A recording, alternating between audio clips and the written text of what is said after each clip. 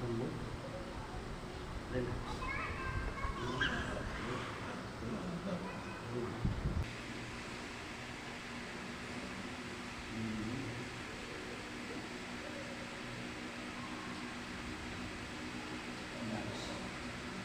Ito na sakit na, no?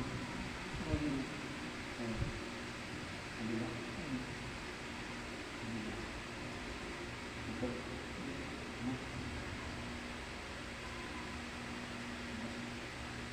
Relax. Kabila.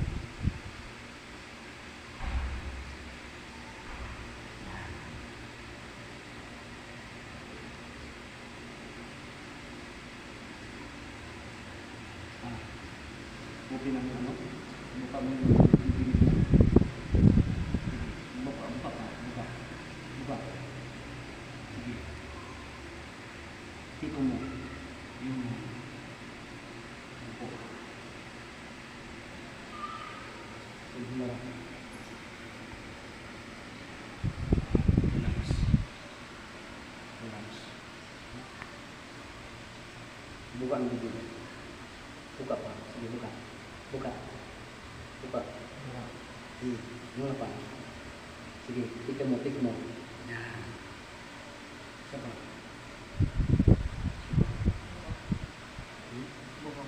Buka. Bibig. Sige, buka. Tikong. Yan.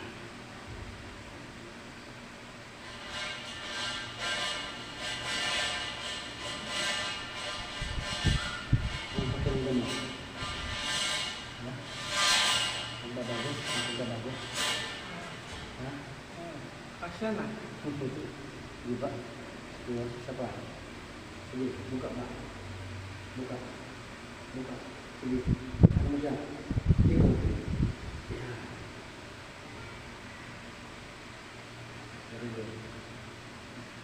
Higa. Higa. Relax.